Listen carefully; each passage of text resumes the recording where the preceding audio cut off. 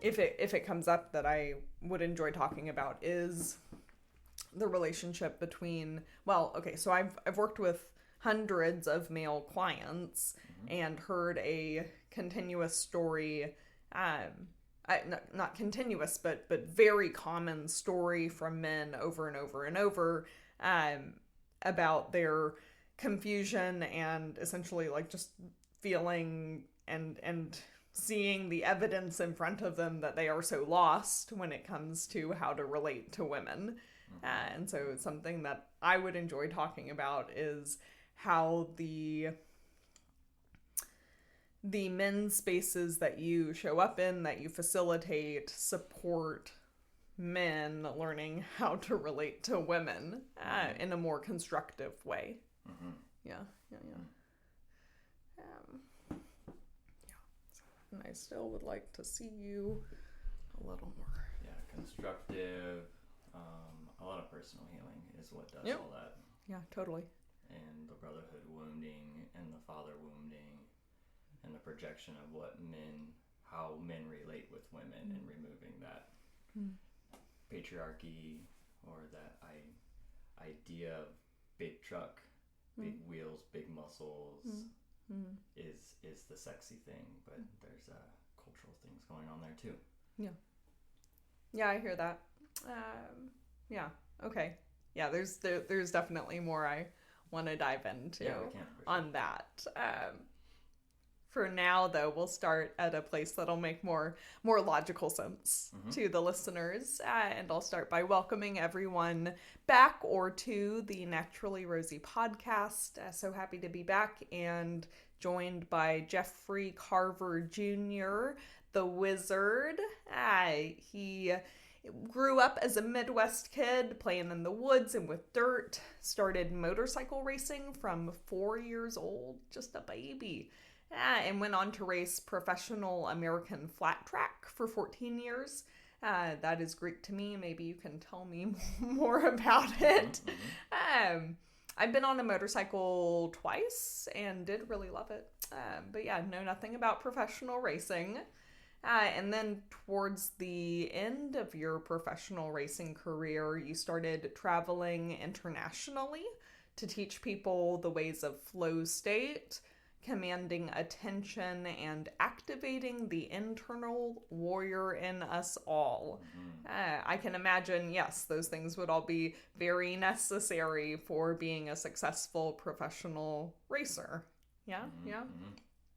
And then currently, Jeffrey leads a men's group called Midwest Men, the Masculine Embodiment Network. So there's a, what's that called, an acronym there? Masculine Embodiment Network for, men.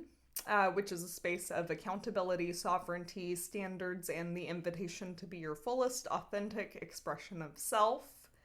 Jeffrey is also a facilitator with Sacred Sons, which is an international men's group, and is the community activator and host in the Midwest region of the U.S. for Sacred Sons. He's a free spirit, heart-led, a mushroom forager. I've gotten the blessing of eating some of these mushrooms that Jeffrey has foraged. He's definitely a woodsman, a thrill seeker, leader, and community activator. Jeffrey says his mission and vision is to create order, so orderly chaos can flow freely. To live in proper relation with the land, animals, and our spirits, to honor indigenous practices and support humanity to realign ourselves with living in proper relation with the micro and macro. And with that introduction, I feel like we've basically talked about everything that we could talk about, and we should just end the podcast, because really, what else are we going to talk about? Well, it's beautiful to hear you read that out. It brings tears to my eyes. It's like I write it, I stay in my modest place, and I'm like, oh wow, it's a beautiful journey. A lot of beautiful pieces coming together. My life is way more full now, and that feels great. I'm hearing you say it's way more full now. So that seems like an organic transition to way back when it was not so full. And yeah, let's start there. Dive into the early stages of your journey. Yeah, beautiful. Thank you for the intro and curiosity. Well, my grandpa was a motorcycle racer. My dad was a motorcycle racer. I was conceived to be a motorcycle racer. I also loved it and loved the thrill, and I learned how to be like I was bred to be a hunter-gatherer to hunt buffalo, pretty much, you know, like in the tribe, and I was born into a hunting family. And there's a lot of beauty in that, and there's a lot of risk, there's a lot of danger in that. I want to tap in right there. To this idea that so I imagine most people still, like, let's just say in the United States, experience some degree of this thing that I hear you describing, which is I'm born into I'm born into a space for a purpose that is laid out already for me. Like, it's predetermined. And then my value is basically based in how well can I do this thing that the people that brought me into the world have said is my job. And I don't think we have so formally now as humans did, for example, in hunter-gatherer times, or even in different cultures where there's still more of a sense of like having a mentor, and then that mentor has an apprentice, and they're cultivating the person's skill to be able to, so that apprentice can one day become the master and replace the person who was mentoring them, for example.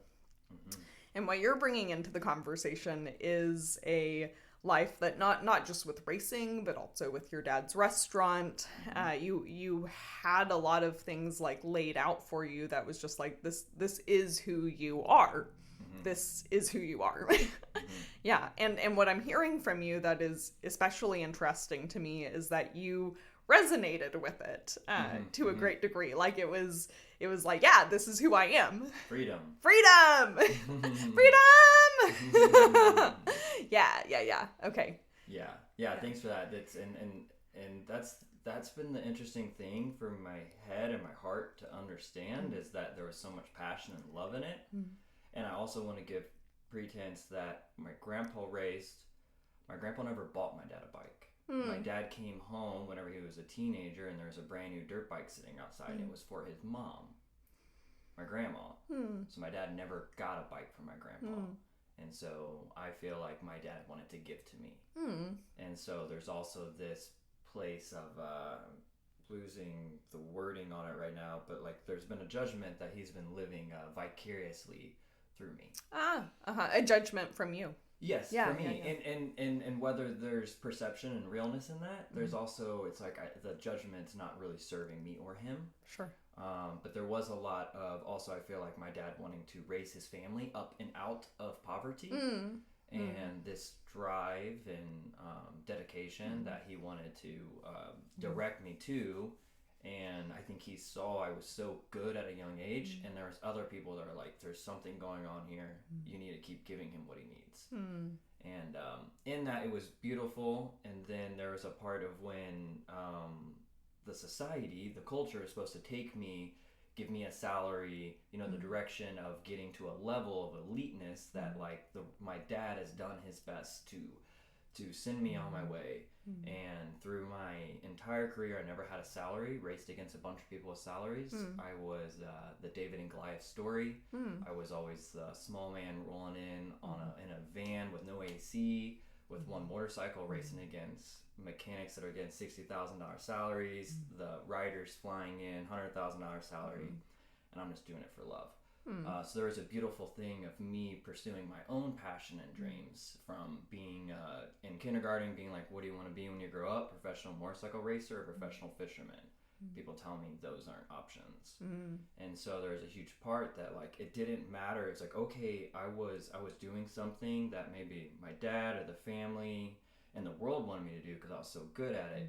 it was also like the flashes of the movies where the war veterans, or where they're turned to run out of the gauntlet and across the field, but there's this freedom in that. So there's the freedom in slaves running for salvation. There's freedom in like, hey, just give me a space and I'll do my fucking best right here.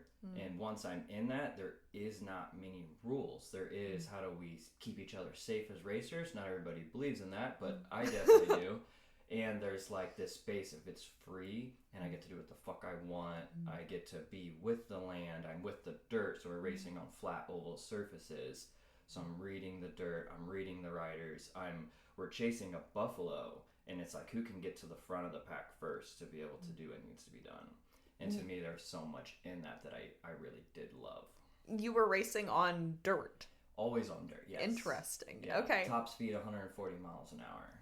That does... Again, I know nothing about motorcycle racing, and just that difference in racing on dirt as opposed to pavement or something like that, which is what I would assume you would have been racing on. I can imagine how significantly different the experience would have been over the years, just having a very superficial idea of how in tune you would need to be with the dirt in order to race well.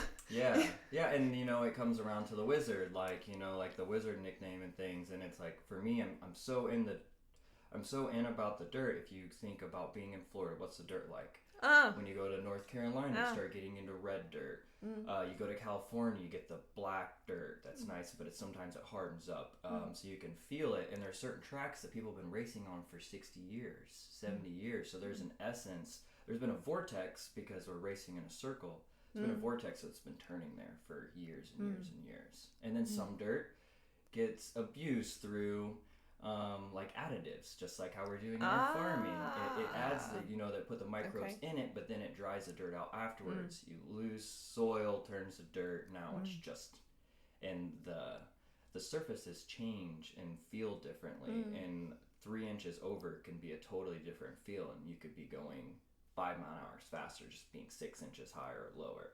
So there's a feeling of it that's going on that, like, I really love the free space of it. I would love to do it more. It's just fucking dangerous. And I've had a lot of friends get killed, paralyzed, loss of movement in their bodies.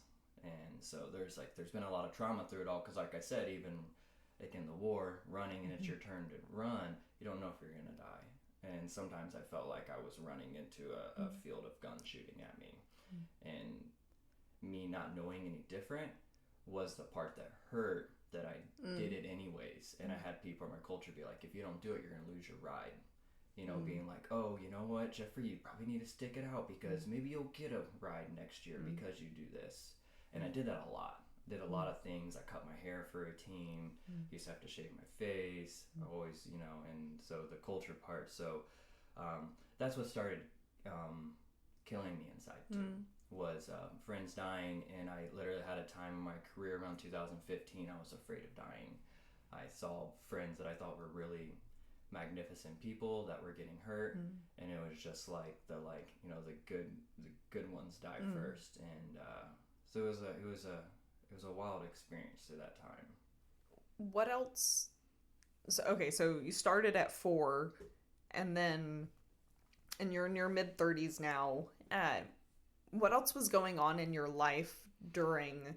I want to circle back to the professional racing, and I'm wondering, like, what else was going on in your life? Did you have room for other things in your life during that time? I did a lot of hiding. I'd go to music festivals, throw on a Grateful Dead shirt. Nobody knew who I was. When I'm around Alton, like, somebody knows me everywhere I go.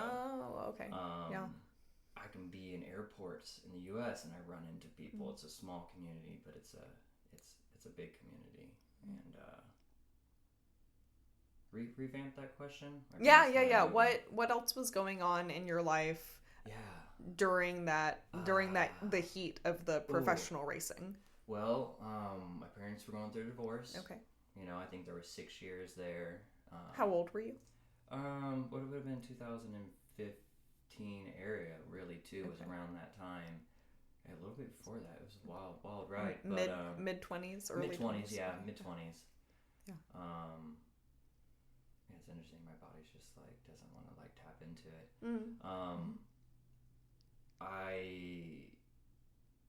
I was womanizing. I was traveling, racing 250 days out of the year on the road, living on couches. I bought a camper in 2015, and I lived out of it all the way up until this past spring, off and on out of people's, because I didn't make enough money to have a home and travel that much. So I did a lot of the racing allowed me to travel, allowed me to see the world, allowed me to see the Grand Canyon, go to Lake Tahoe.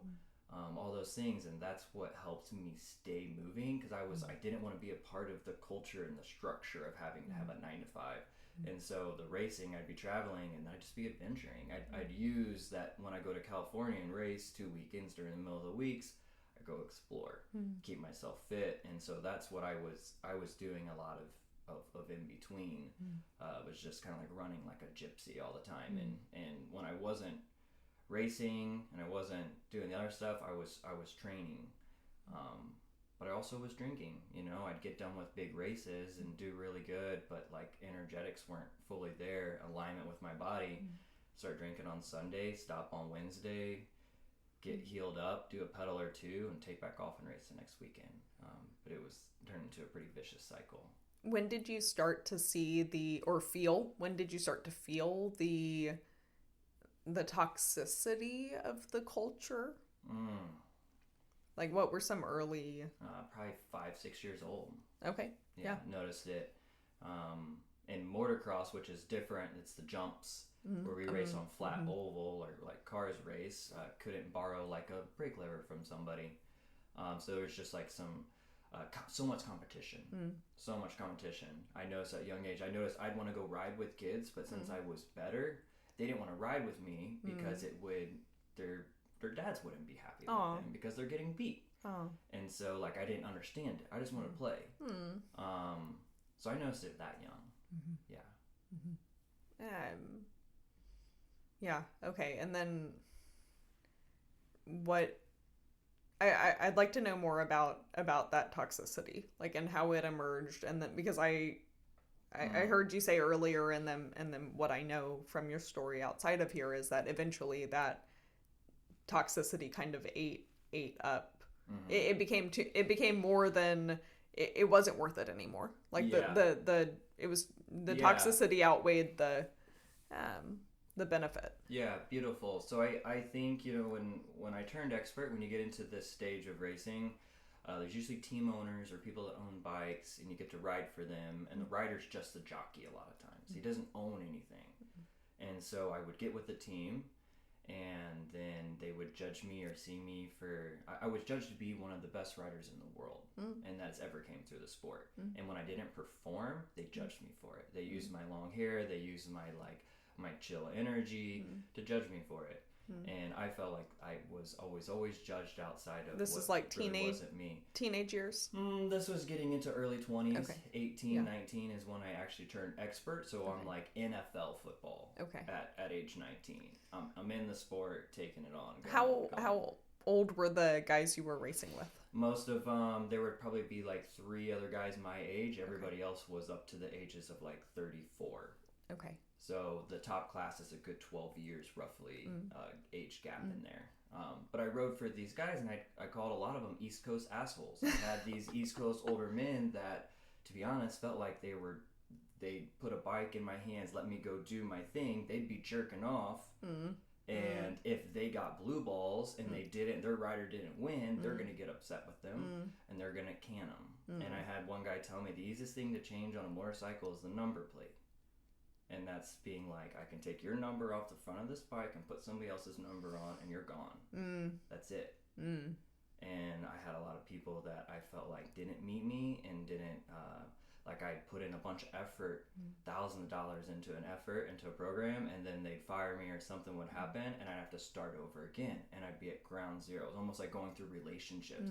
Build for a year and a half, move in with somebody, poof, they take the fucking car, the extra wheels, whatever. Okay, I'm going to take back off again. And so I did that from 2013 up to 2020. too, really. I never really found super stability. Yeah, I hear that. It sounds like yet another example of a system that's not regenerative, right? Yeah. Like if we actually, I mean, again, I don't know shit about motorcycle racing, so maybe I'm off. And from what I'm hearing, yeah, it just seems like it would benefit everyone in the situation, in the equation, to invest into a team and recognize, hey, the individuals on this team are going to have better days and worse days, and it's actually through developing the relationships that we're going to figure out who has the capacity to blossom most fully and then benefit the owners and etc. Yeah, but that's not the way it works. Well, I guess it's kind of opposite of the way our culture's built. Right. Yes. Like rise up, plant a bunch of plants and pluck out all the ones that aren't good enough and take the one. Cloning, the whole thing. So it's and there's some truth in that too, right? Like it doesn't make sense to put people on the team who aren't talented. Yeah. Right? Like there's truth in both. Like it makes sense for people to play positions that they do well. Yeah. It doesn't make sense for people to play positions that they aren't that inclined to do well in. That also doesn't serve anyone. Yeah, and there's some merit to those guys' choices. To what they were seeing in me. And I think I rebelled it so long, and I actually started leaning into it harder. And I was upset, looking for validation from my father, looking for validation from people, never feeling enough. Would rather, since I knew I was fast enough, instead of winning or messing up and losing, I would just start in the back row. I jumped the start or do bad in my heat races, so I had to come from behind. So it was always that David and Goliath. I was always the low man on the totem pole rising up. And so there's a lot of energy in all of it, and I see what happened, and I think it's like healing where I was at and not judging, because I'm super happy with my career. A lot of people, even good friends, family, wish I did more. And that's the hard part. And why? How did it end? Or at least like the meat of your career. How did it? Well, my meat of my career, I would say that the biggest part was great. I got almost a third in the championship one year out of the best guys in the world. I won 4 Grand National races, which is like the fastest guys, and that felt really good. I got sober and was going back at it into 2022, and I got hurt. I had a big injury at a race, and I haven't raced since. And it was just the harbinger to acknowledge to me that I need to be somewhere else. I broke my back in 2010. That was my first big injury. That was an awareness piece for me. And then from there, things would show up and things would happen. I went to X Games. A lot of people know X Games is like their skateboards, the people that are doing all the freestyle tricks and stuff. That's like a big event for all the street kids, kind of, but it's like worldwide. And I went there, had 2 flat tires, never got them in my career, and I was in a place to get a silver medal, which was like 10 grand plus like, second best, like Olympics in action sports. So there's a lot of little things that happened through my career that were like, it's drawing me off. I need to go somewhere else. And the last injury was like, okay, the universe being like, Jeffrey, you have other shit to do here than this on this physical level. I hear you. Okay, so I hear you acknowledging these messages from the universe that were coming to you, including before you were paying them as much attention as you do now. For example, I'm curious to know what your spiritual life was like growing up? How did you arrive at this place where you have the awareness to recognize, oh, when something's not going well, this is a message that I'm receiving from my environment, from being, you know, from a greater sense of self that is like letting me know something about my life to which I would be, you know, do well to respond. Well, I totally have to give all my credit to my mom. Yeah, she was always really good at allowing me to be who I wanted to be, who I am. My grandma also was a witch as well. She would buy my warts off of me. She would support me. She had a black cat. Just like all these mystical pieces. She would bite your warts off of you? Oh. Buy them. So she would buy them, and she would trade them. She would give me a quarter or a dime and buy the warts from me. Interesting. Yeah. What? Yeah. And then they would go away? I did have them go away. What? I did have them go away. At some point in my age, it was like, you know, early teens when I started getting them, and like within a couple years there, they went away. So, and my mom was always like the power of positive thinking and the awareness pieces. My mom was always really big on that. And I think that's what helped open me up. I feel like that channel, that side of that family is what is attuned. And that's what my purpose and what my lineage has been doing through decades and centuries was having this open channel. And that's what I've been tapped into. That's what kept me alive through it. That's what made Jeffrey Carver the wizard, the flow state, me being tapped in, is through this other side of me. That's always been connected to spirit, energetics, and that's what's allowed me to actually be that racer. And the people wanted to remove that from me. And when I did, I would do bad, and they would judge me. You know, and so that was the loops. Yeah, but then my attunement, my authentic self, really what guided me and was letting me know, like, there's an offering. And when I got hurt the last time, I broke 8 ribs, collapsed my lung, had pneumothorax, hemothorax, like 18 ounces What's of that blood. Mean? A collapsed lung, so there's air in the pleural cavity that the lung sits in. And the lung, and didn't get punctured. I hit the ground so hard that it ripped the lung off the wall where the lung connects at the top. It disconnected them. Ooh. And then I started feeling with blood and air, 2 different things. A lot of times will happen one or the other. And through that it was like, for me, it was an offering from the universe of like because I was the fittest I'd been in racing. I was fucking sober. I was paying a performance coach. I was moving. I was actually paying my my mentor that I always see in a racer. I was paying him. We were paying him $1,200 a day at the races to race. We had a team that was paying for the stuff and paying me to show up. And then that injury happened, and it was like, okay, you know, like a small millimeter like mistake turned into like 8 months of healing. And I potentially could have died if I wasn't in the hospital, and they wouldn't have got tubes in me to get the air out. So yeah, it was just a awareness piece for me. It was an offering from the universe, being like, we need to you have other shit to do. Yeah, like long enough. At this point that seemingly everything's in place. Yeah, everything's coming together. Oh, we're still running into this wall. Yep, exactly. I used to think I'm like spinning the wheels in the mud, and I'm like, fuck it, I'll put jetpacks on this thing, and then we get like an extra foot or two, and then the thing stalls again, and I'm like, damn it, all right, well, I'll go do this then. I'll figure it out. And that's what it was. And it was like, how long do you dig for water for a well before you move to a new location? And I said that analogy for a few years in racing. I was like, I'm doing this. I'm not going to fucking give up. I'm not going to get to the edge of it and be like, there's one more shovel and it's not there. And where's the discernment of when to move, when to shift, when to change, when to leave the relationship, you know, when to stick it through. And I really believe that part of my energy, knowing that I could do it and put the willingness, the committedness, was a huge part that then when I stepped into this new journey, I can support men on their lives. I can support other people because I've seen it from a different level, and I've went all in. And it was different than the system. So I know it can work. You know, I know it. So it's beautiful how all those things loop for me. Mm-hmm.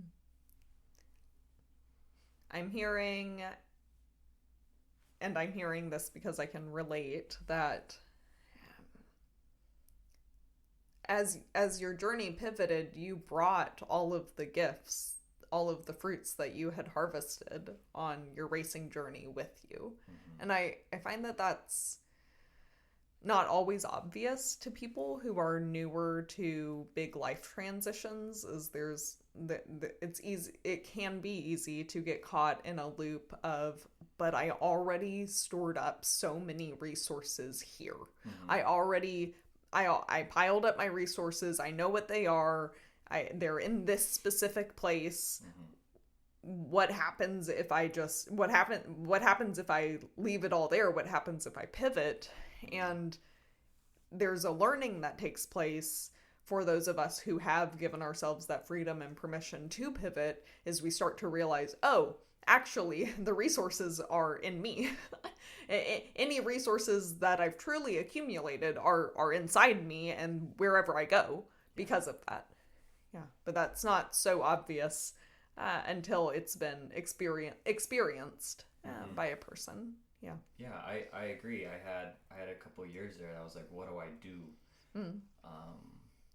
Since I didn't pay attention in school, I was always just cheating off of other girls so I could go ride my motorcycle. I bet they were the pretty girls too. They were, and they were the smart ones, and they were really nice. You know, I have a really smart, pretty friend that you might like. Her name's Cara Lily. Oh, she's amazing. Yeah, so it's like I used to think, it was like, what do I do? I have all these resources. Like you said, I have this pillar that I've used, and it was like, what do they do with racehorses when they're done?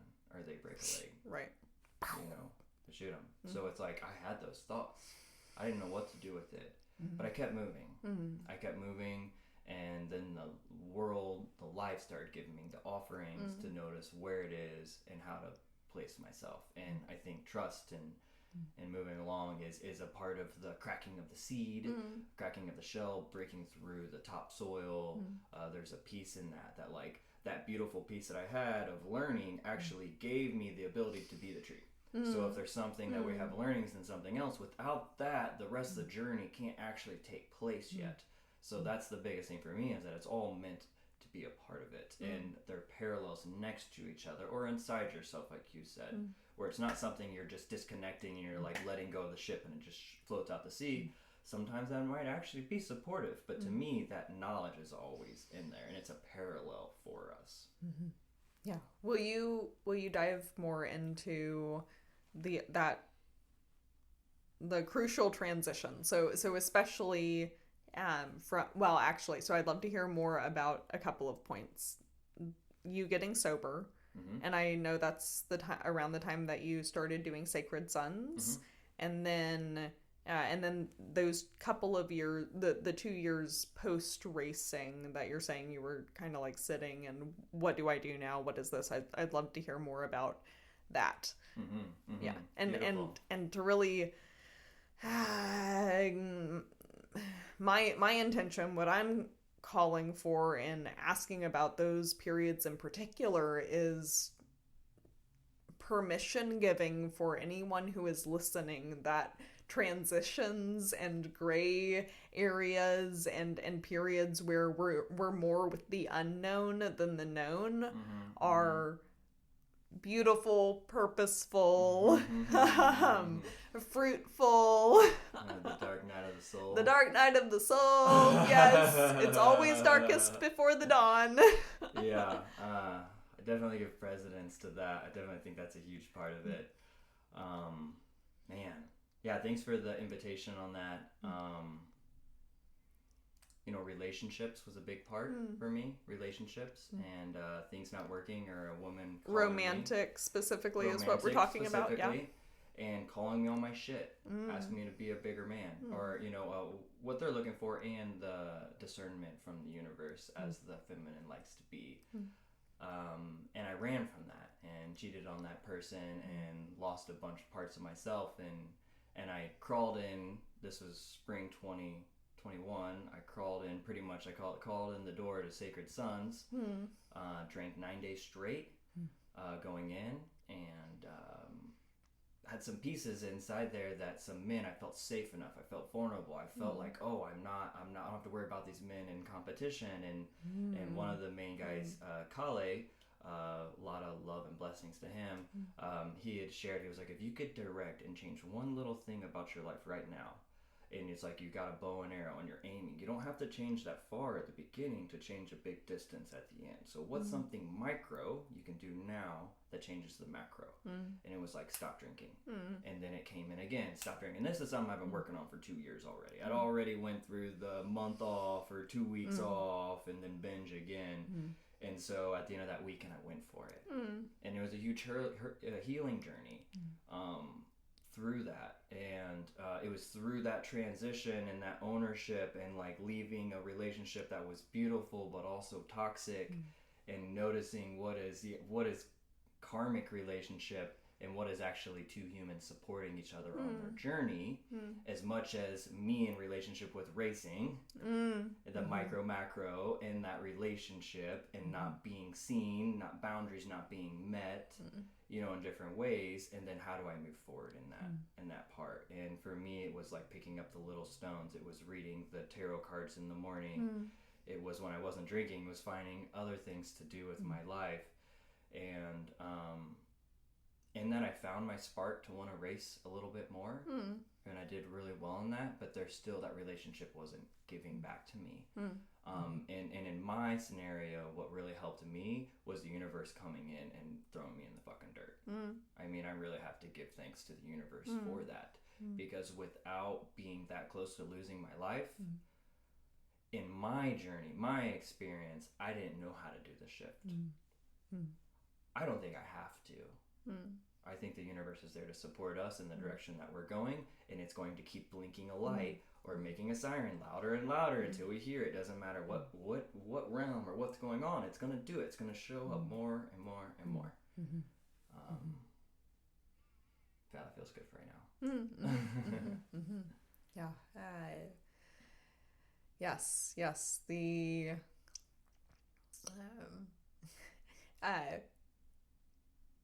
it is for us to answer the call, not to generate the call. Yeah. The ears listening. The what's the other one? Attunement, remembering. It's not what they call it, downloads. Oh, I got a download. Well, I've heard it's more of an upload. We're uploading the system. We're actually not downloading something outside of us. So when the universe gives us offerings, that's where I want to live in more alignment with the land and our culture too, because all the signs are sitting there telling us, I don't give a fuck about climate change, the ideas of all these big data pieces. What I care about is what we're seeing happening physically on the plane, and knowing where the misalignments are. So the universe, for me, in those moments, the universe will come to you, whether it's God, whether it's angels, whether it's like, you know, that intuitive calling from the earth up through your feet. It's going to be there. So for me, during that transition, it's faith, it's time, and it's that egg. It's inside the egg. It's inside the shell. It's doing what it is. And for me, acceptance, really, I want to share that acceptance, not being guilty, not judging ourselves for where we were, is super important.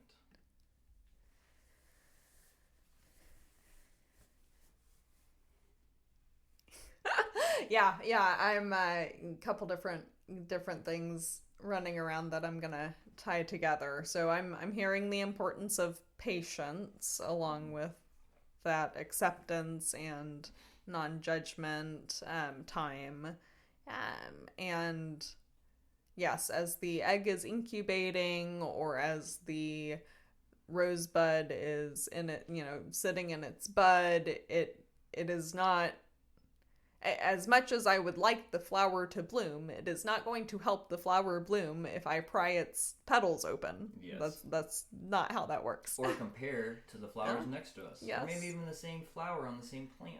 Yeah. You know, they're going to flower at different times. So, can I quote Mulan now? Because it's awesome. Do you remember, you've seen Mulan? Yeah, do you remember the, it's not the opening scene, but it's the opening of the movie is she's getting ready, like she's getting ready to be presented to the matchmaker, to this woman who's in charge of telling all the people who are now of age who to marry. And like she fails. I have that in I'm making the air quote. She fails. Yes. She according to the standards of the town, of her culture, her society, and one of the scenes close behind, she and her father are sitting in the gardens at their estate, at their home, and she's very sad, and she's feeling, like, who am I to be if I'm not who I was told to be? Yeah. And not good enough to be that. And I'm not good enough to be that. Yeah.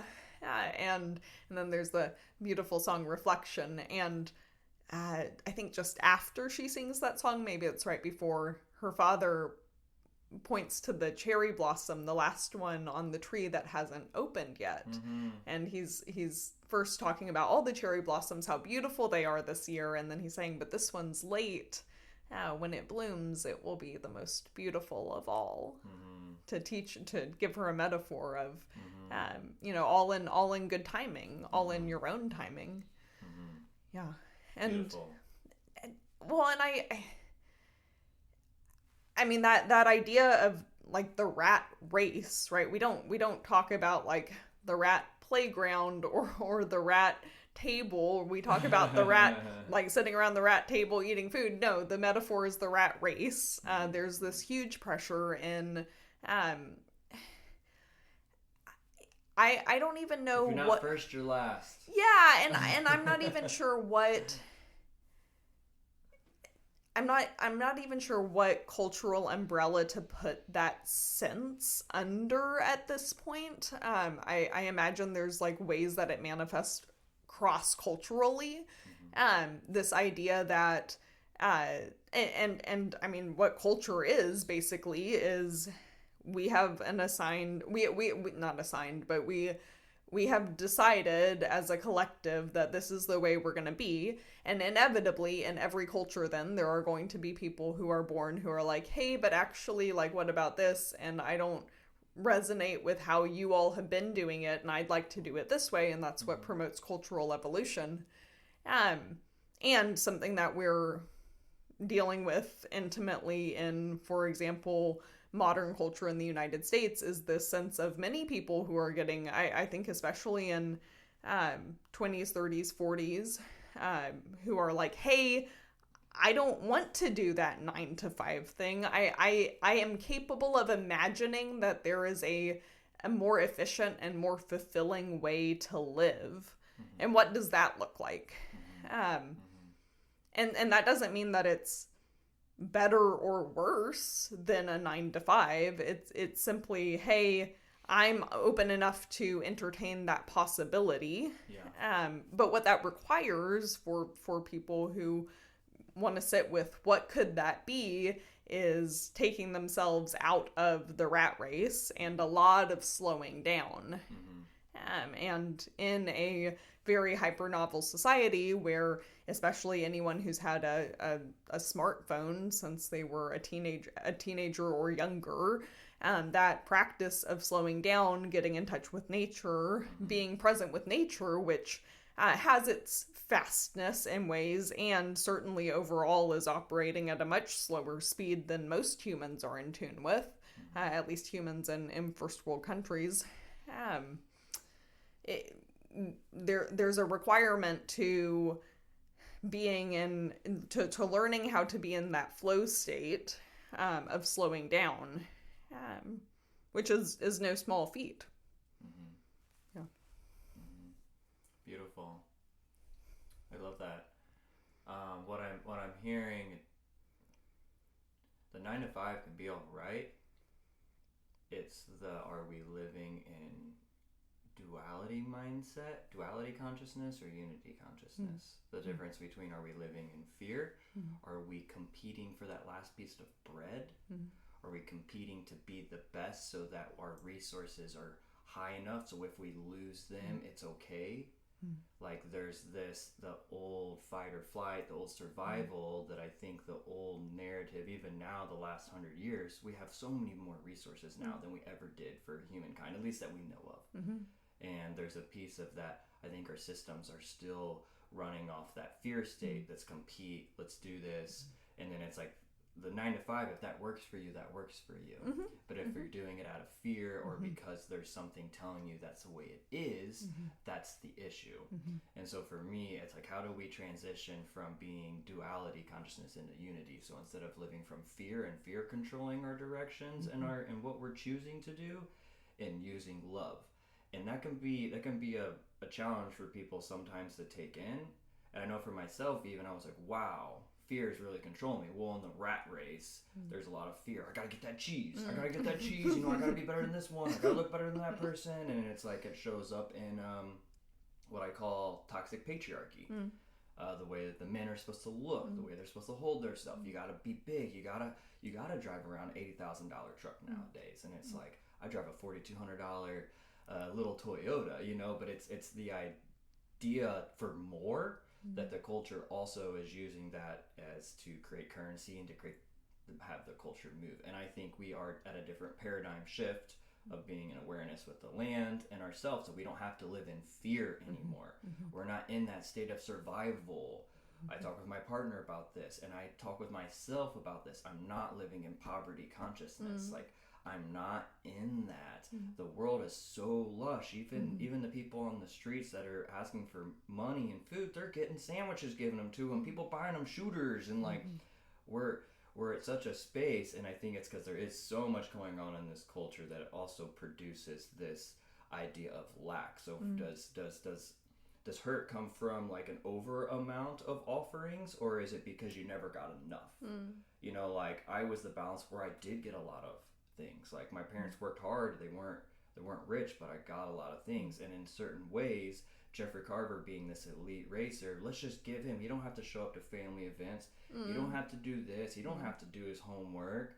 And then I was hurt because I was being pedestaled. So it's like, I'm wondering how much of the culture is actually being pedestaled.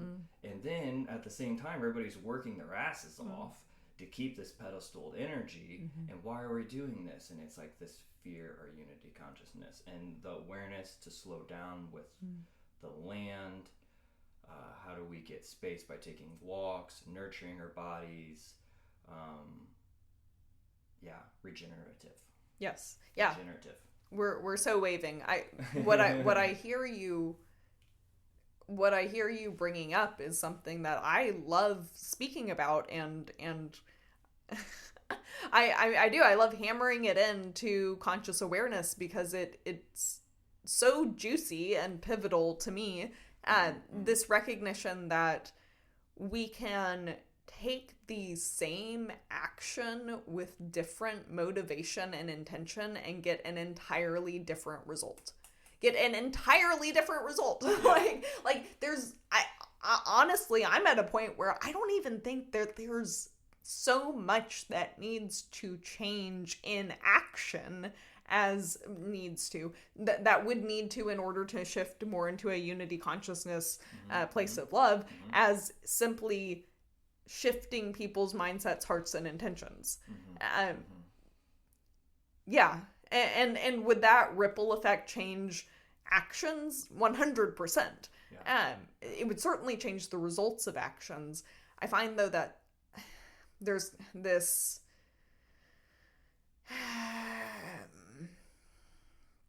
I worked through a lot of my own hang up of, if I do XYZ deep work, how is that going to change how I show up in this particular relationship, whether with a person, food, place, etc. And what I've found is that oftentimes there's not a big change externally. There's not a big shift in how I am, how in the external manifestation of the new me. The huge shift is inside. And because it adds that regenerative quality. So for example,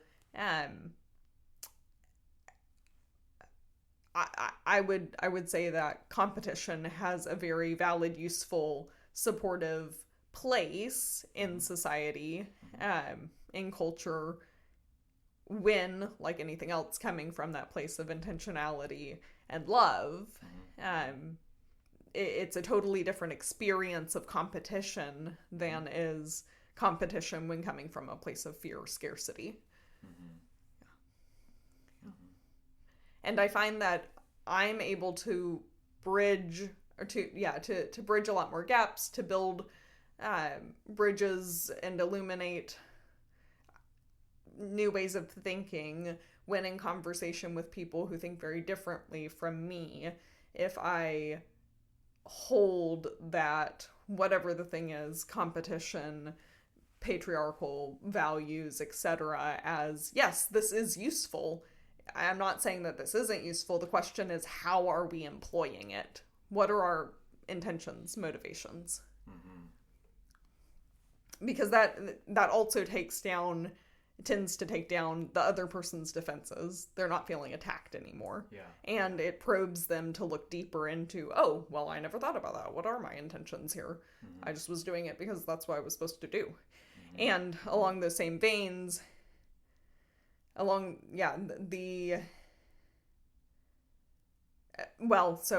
this is something I talk about regularly.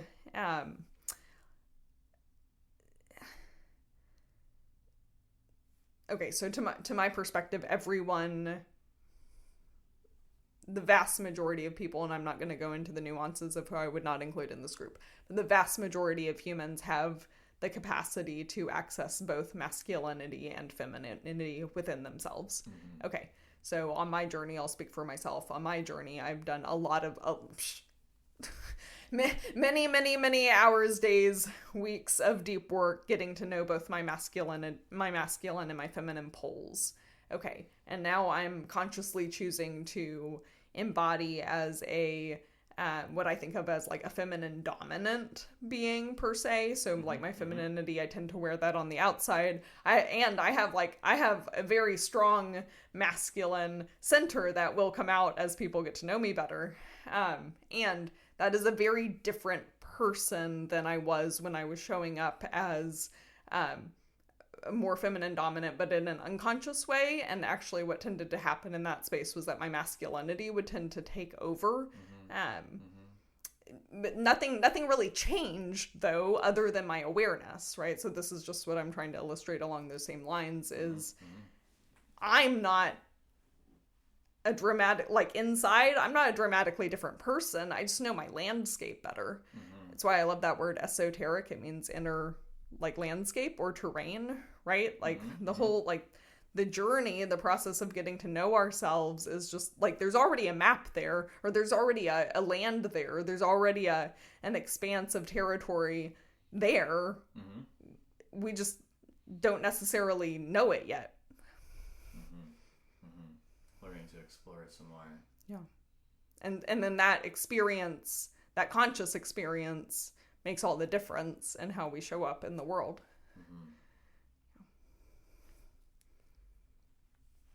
Yeah, I love all that.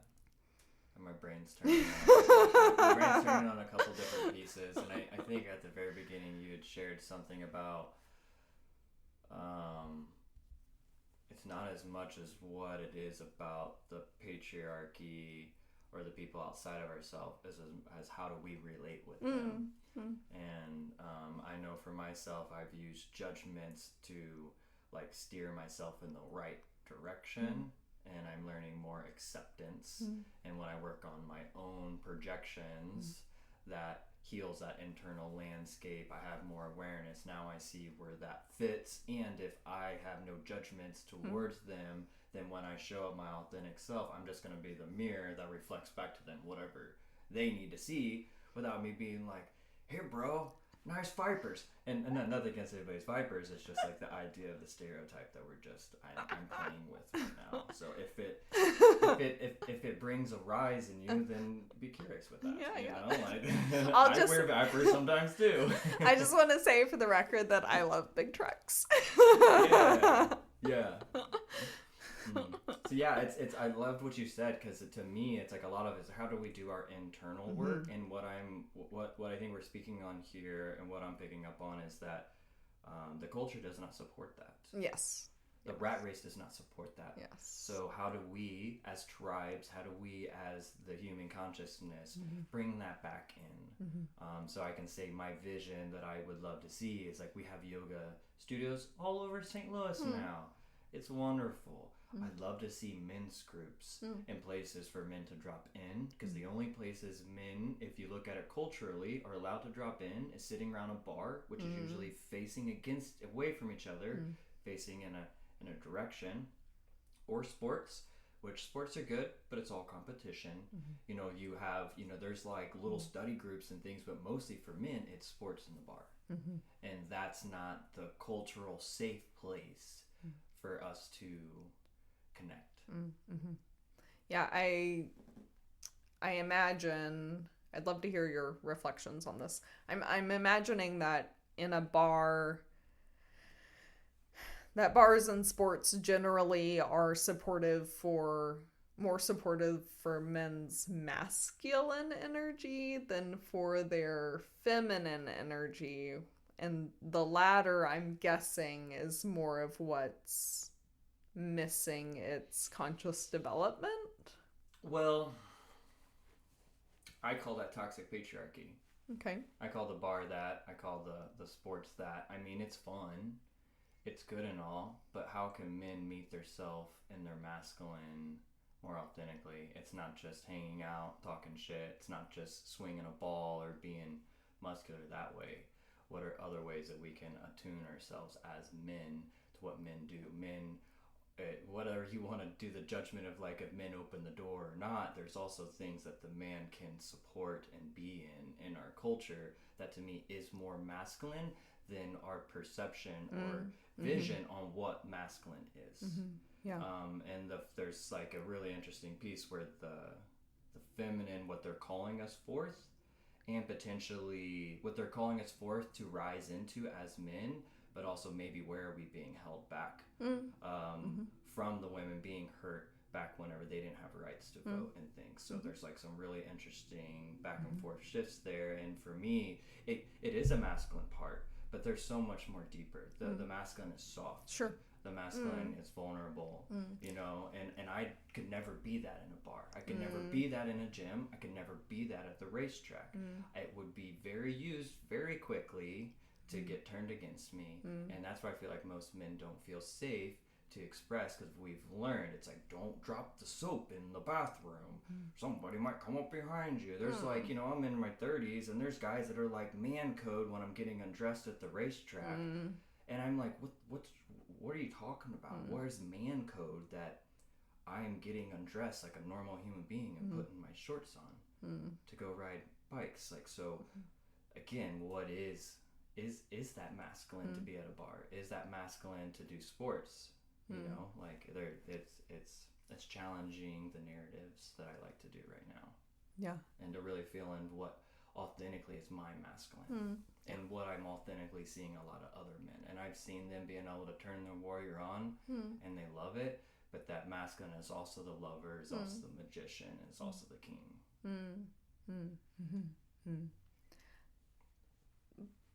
The thing that I find most disconcerting about the obsessiveness with sports is that it's such a second-hand experience. Like, I wish that more, like, well, I would see it as much more,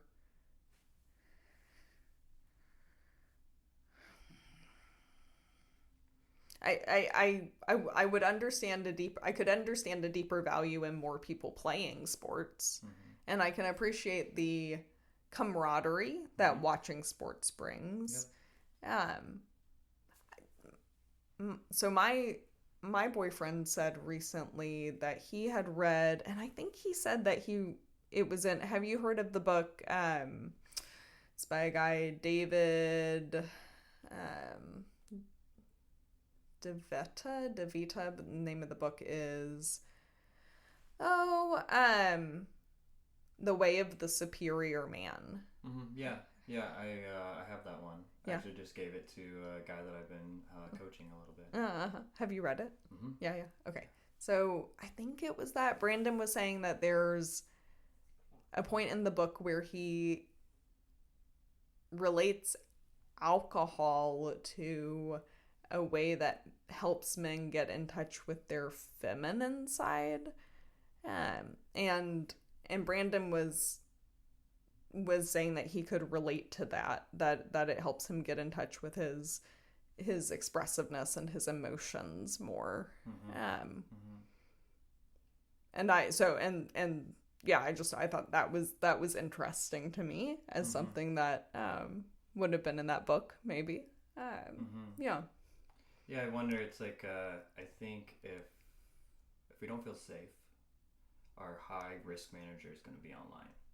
And I feel like most men's high risk manager, the guy up in the tower, is watching for danger. There's that is online. Oh, can I be myself? Am I going to be too vulnerable with these men? Am I going to get put down? Am I going to be judged? Is this woman going to see me that way? And so I believe alcohol is a way to soften that layer of hardness to allow us to maybe loosen up and be ourselves.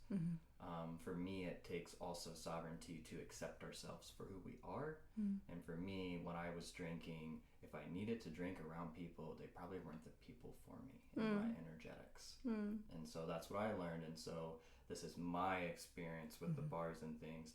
That's why those spaces are happening. Everybody's, it's the,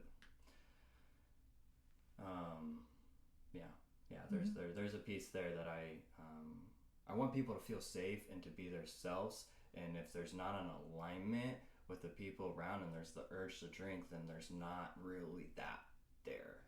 It's like, and that's my experience with the drinking. And it's like, I also know all the beauty in it too. You know, in my experience, I just stay away from it for my own reasons. Because I want to be sovereign. I want to be capable. I am, and like the more I tune to myself, the more I walk in nature, the more if I go into a place and my energy's all over the place and people are doing this and that and talking shit or doing something, then it's like, that's not my space, and that's okay. And I'm not judging those people. I can be around people drinking, you know, I can do that. And it's like, when do I assert myself? And I think it all comes back to how much do we know ourselves? And how much are we willing, how much is the culture, are we just doing what needs to be to get by in the culture because there's no other options? We got sports, we got bars, we got things like this. Well, that's what we got, so that's what we're going to do. It's like you said, how do we have things that are more reciprocal to the culture? Because again, on the other side of it, a lot of athletes have PTSD. A lot of them are depressed. A lot of them given their whole entire life to it. A lot of people have given their mortgages up to houses and families, and a lot of people injured. A lot of people injured. It's the same thing as the gladiators in the past. So it's also, to me, it's like it's a system that's just re-perpetuating itself. And how do I see racing as how much I love it and how much I did? And I know somebody that had a family member that died in racing, and the brother went and raced the next weekend. And it's like, I've lost that in that part because I care so much about my life on this plane, but people care enough about the racing and the sports that it gives them a life to live. So my thing is, I'm not judging anybody what's passionate for them. I'm working on awareness pieces so that we're all vibrating and feeling it. We can race, we can have that fun, and where do we not put our mortgage up on our house and get a divorce just to make this thing go for the kid? And when the kid's really just trying to get validation from his dad to be the football player, to be the star athlete. And then what happens? You get done with high school and you got to be all the other big fish in the pond. It's a huge energetic shift. And I see a lot of men stuck in that, you know, that competition piece. Yeah. I have a perspective that views competition and collaboration as supportive for each other. That one of many pairings that call each other out. And Yeah, and even in I imagine, well, there's other rabbit holes I could go down there. I'm feeling called though to transition over the next few minutes to the second half of this episode, or the second episode that we'll record together. So after we finish up this first half, at some point in the next like 5-10 minutes, we'll end the episode that will be available publicly for anyone, and then we will dive in deeper during the second half of this recording, which will be published as a second episode and available for paid subscribers of the Naturally Rosy Substack. Anyone who hasn't redeemed a free trial can also access the second episode through redeeming a free 7-day trial. And the first thing that I would love to dive into more, well, okay, so and then the first thing I'd love to dive into, because we're talking about, right, there's this stagnancy, is what I'm hearing, is there's a stagnancy, or at least an inefficiency in how our system is currently supporting, everyone, but in this case we're talking about men. And so I'd love to transition to more of, okay, what is your vision? What do you see? How are you building that? I'd love to hear more about Sacred Sons, Midwest Men. And I would love to just hear more of, especially from your personal experience, what can happen when when men gather in a space that is geared towards for and contained to men. What are the blessings that can come out of such a space? Before we dive into that, will you share, just so that everyone who listens to either of these episodes has information, will you share anything you want to share about how people could contact you, what you offer, all of those goodies? Thanks for the introduction on that. Right now social media is the easiest space. I did just launch a midwest.men. That's the Instagram handle, and that's like where I'm kind of starting this new energetics. I'm also doing a foraging page off of that. I have a website, but right now that's down too, but it's happytrails23.com. I have a bunch of my racing stuff on there, and I'm just really transitioning in and through stuff, but the social media is a good place. I also run a WhatsApp, Happy Trails community, and we have like 8 groups in there. So there's a men's group there, and I do a free Tuesday men's call for any men in the Midwest, and we actually have 2 men that have came on overseas, so it's actually any man is welcome. That identifies as a man. They are welcome. And that's kind of what we're rolling on. You'll find me around at events in St. Louis, and we're popping up some new things. But social media is the best way to follow along, and if you love anything here that you're hearing or want to drop in, messaging me on one of them platforms, and I can send you the Happy Trails community information. Yeah, beautiful. Awesome. Yeah. We can keep on rolling.